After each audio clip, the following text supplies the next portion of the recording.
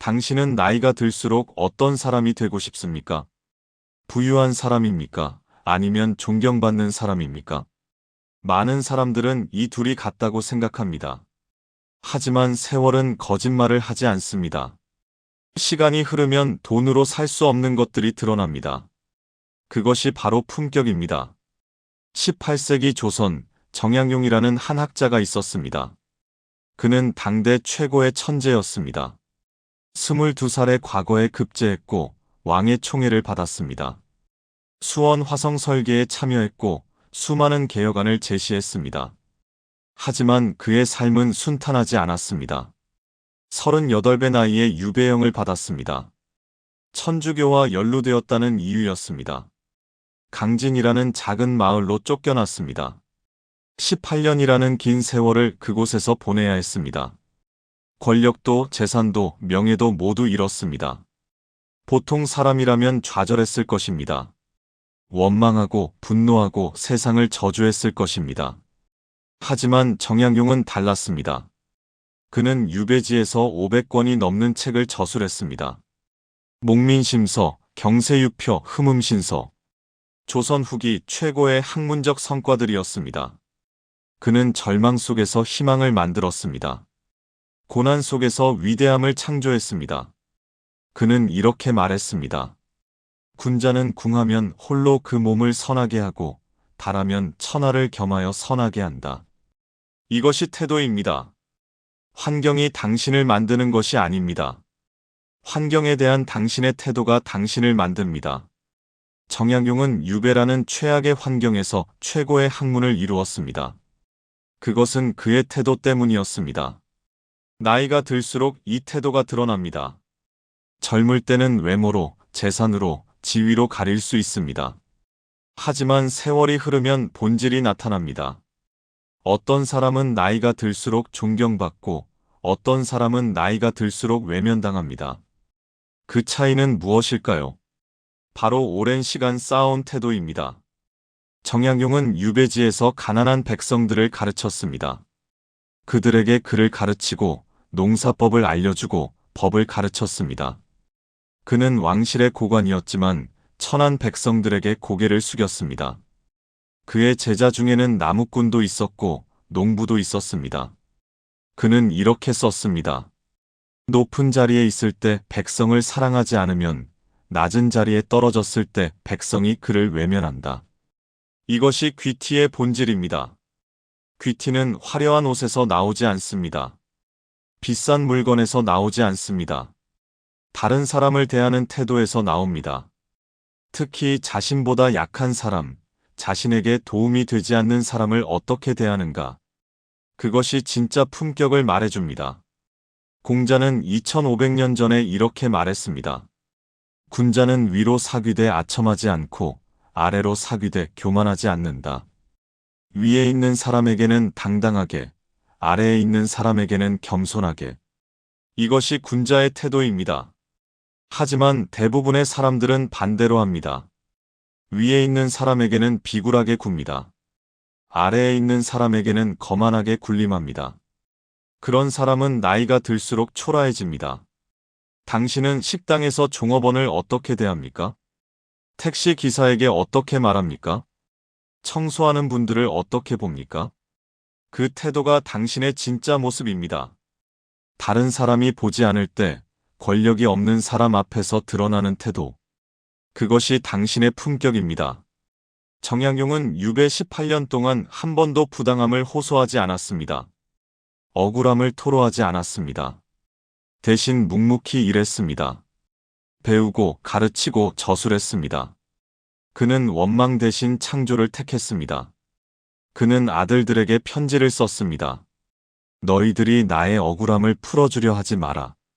오직 학문에 힘쓰고 덕을 쌓아라.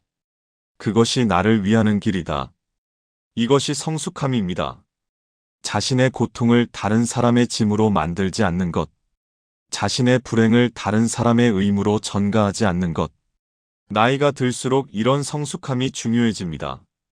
젊을 때는 자신의 감정을 쏟아내는 것이 용서받습니다. 하지만 나이가 들어서도 그렇게 한다면 사람들은 피합니다. 세네카는 로마 시대에 이렇게 말했습니다. 인생이 짧은 것이 아니라 우리가 그것을 낭비하는 것이다.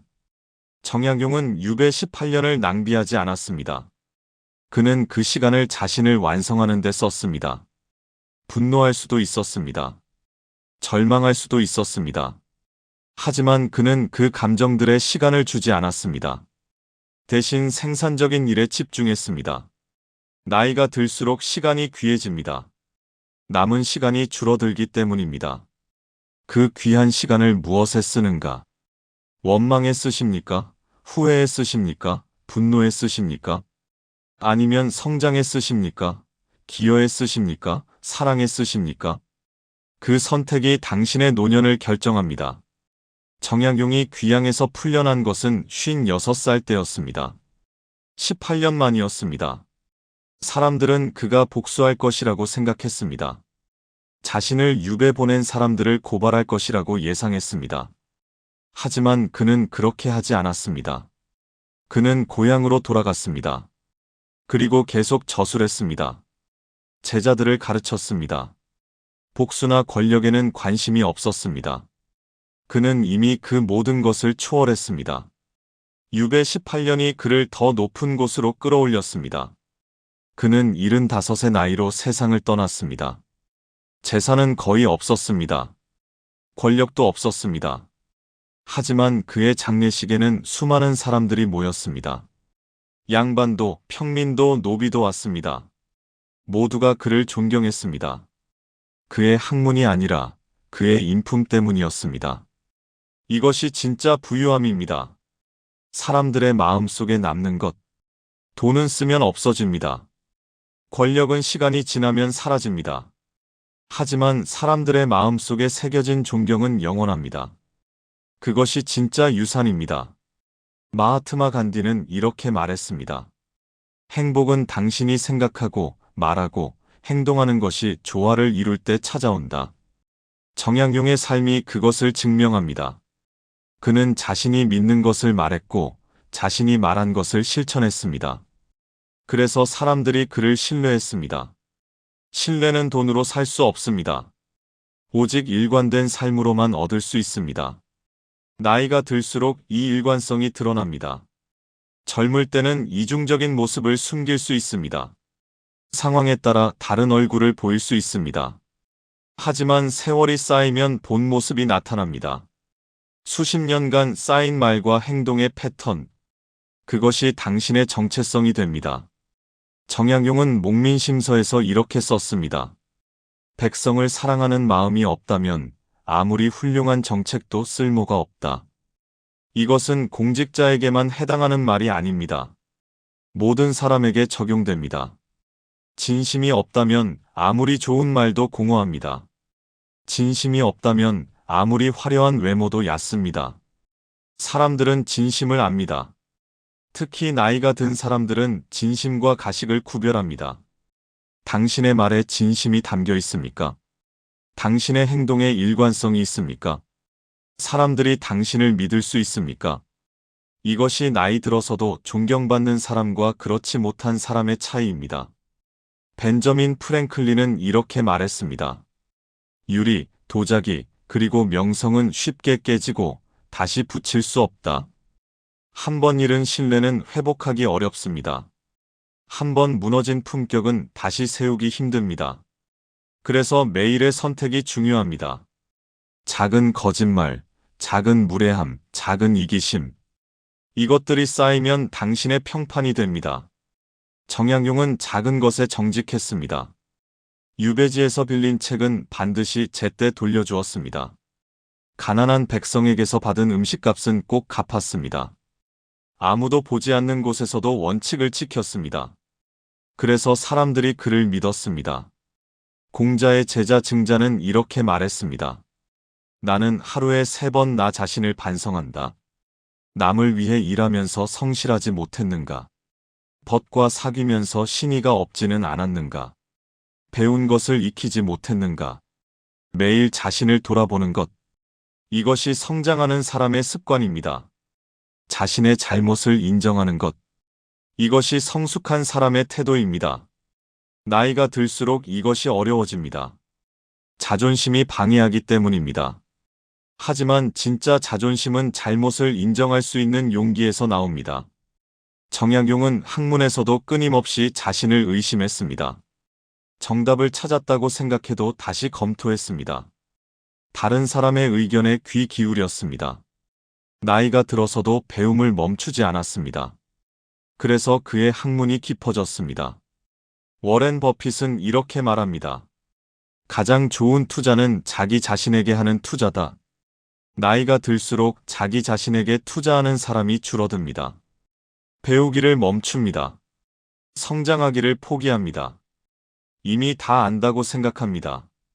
하지만 세상은 계속 변합니다. 배움을 멈추는 순간 낙오가 시작됩니다. 정약용은 70이 넘어서도 새로운 것을 탐구했습니다. 서양 과학을 공부했고 새로운 농법을 연구했습니다. 나이는 배움을 멈출 이유가 되지 않았습니다. 오히려 더 깊이 탐구할 기회였습니다. 당신은 지난 1년간 무엇을 배웠습니까? 새로운 책을 읽었습니까? 새로운 기술을 익혔습니까? 새로운 관점을 얻었습니까? 성장이 멈추면 노화가 시작됩니다. 육체의 노화가 아니라 정신의 노화입니다. 정약용은 심경밀엄에서 이렇게 썼습니다. 마음을 다스리는 것이 천하를 다스리는 것보다 어렵다. 자기 자신을 다스리는 것. 이것이 가장 어려운 일입니다. 감정을 조절하는 것, 욕망을 절제하는 것, 충동을 억제하는 것. 젊을 때는 환경이 도와줍니다. 부모가 있고 선생님이 있고 상사가 있습니다. 하지만 나이가 들면 스스로 해야 합니다. 마르쿠스 아우렐리우스는 로마 황제였습니다. 막대한 권력을 가졌습니다. 하지만 그는 매일 자신을 경계했습니다. 명상록에 이렇게 썼습니다. 아침에 눈을 뜰 때마다 스스로에게 말하라. 오늘 나는 참견 잘하는 사람, 은혜를 모르는 사람, 폭력적인 사람을 만날 것이다. 하지만 나는 그들에게 해를 입지 않을 것이다. 세상은 당신을 시험합니다. 무례한 사람을 만나게 합니다. 불공정한 상황에 처하게 합니다. 그때 당신이 어떻게 반응하는가? 그것이 당신의 진짜 모습입니다. 화를 내십니까? 참으십니까? 복수를 다짐합니까? 용서를 선택합니까? 정약용은 자신을 모함한 사람들을 용서했습니다. 그것은 약함이 아니었습니다. 강함이었습니다. 분노에 사로잡히지 않을 만큼 강했습니다. 원망의 시간을 낭비하지 않을 만큼 현명했습니다. 넬슨 만델라는 27년간 감옥에 갇혔습니다. 석회암 채석장에서 강제 노동을 했습니다. 풀려났을 때 그는 70이 넘었습니다. 사람들은 그가 복수할 것이라고 생각했습니다. 하지만 그는 화해를 선택했습니다. 그는 이렇게 말했습니다. 분노는 산을 녹이는 약과 같다. 산을 녹이기 전에 그 그릇을 먼저 녹인다. 분노를 품으면 상대가 아니라 자신이 무너집니다. 원망을 키우면 상대가 아니라 자신이 병듭니다. 정약용도 만델라도 이것을 알았습니다. 그래서 용서를 택했습니다. 자기 자신을 위해서였습니다.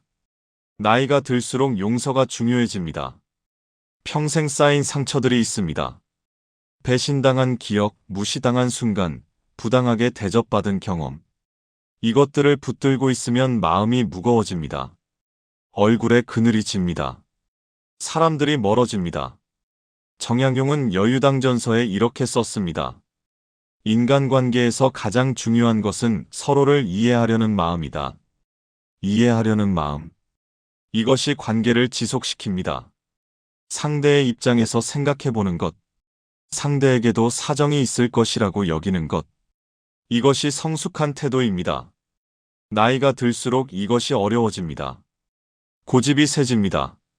자기 방식이 옳다고 확신합니다. 다른 사람의 의견을 무시합니다. 그래서 외로워집니다. 자녀들이 멀어지고 친구들이 떠나고 혼자 남습니다. 공자는 이렇게 말했습니다. 마흔에 미혹되지 않고 쉰에 하늘의 뜻을 알고 예순에 귀가 순해지고 일흔에 하고 싶은 대로 해도 법도에 어긋나지 않는다. 예순의 귀가 순해진다는 것. 이것은 다른 사람의 말을 듣게 된다는 뜻입니다. 젊을 때는 자기 주장만 합니다. 하지만 나이가 들면 듣는 법을 배웁니다. 진짜 지혜는 말하는 것이 아니라 듣는 것에서 옵니다. 정약용은 유배지에서 백성들의 이야기를 들었습니다. 그들의 고통을 이해했습니다. 그래서 목민심서를 쓸 수 있었습니다. 만약 그가 듣지 않았다면 그 위대한 저술은 나오지 못했을 것입니다. 당신은 얼마나 듣고 있습니까? 자녀의 말에 귀 기울입니까? 손자의 이야기에 관심을 가집니까? 아니면 자기 경험담만 늘어놓습니까? 듣는 것은 사랑의 표현입니다. 경청은 존중의 증거입니다. 스티브 잡스는 이렇게 말했습니다. 당신의 시간은 한정되어 있다. 다른 사람의 삶을 사느라 낭비하지 마라. 하지만 이것은 다른 사람의 말을 무시하라는 뜻이 아닙니다. 자기 자신에게 진실하라는 뜻입니다. 다른 사람의 기대에 맞춰 사는 것이 아니라 자신의 가치관에 따라 사는 것. 그것이 진정성입니다. 정약용은 세상의 비난을 두려워하지 않았습니다. 천주교를 연구했다는 이유로 유배를 갔지만 진리 탐구를 멈추지 않았습니다. 사람들이 뭐라 하든 자신이 옳다고 믿는 것을 했습니다. 하지만 동시에 다른 사람에게 해를 끼치지 않았습니다. 진정성과 배려. 이 둘의 균형이 품격입니다. 자기 신념을 지키되 다른 사람을 존중하는 것. 자기 길을 가되 다른 사람을 밟지 않는 것. 이것이 나이 들어서도 존경받는 사람의 특징입니다. 정약용은 75까지 살았습니다. 그 긴 세월 동안 한 번도 자신의 원칙을 버리지 않았습니다. 권력 앞에서도, 가난 앞에서도, 유배의 고통 앞에서도 흔들리지 않았습니다. 그래서 사람들이 그를 기억합니다. 200년이 지난 지금도 우리는 그의 이름을 압니다. 그의 저술을 읽습니다. 그의 삶에서 배웁니다.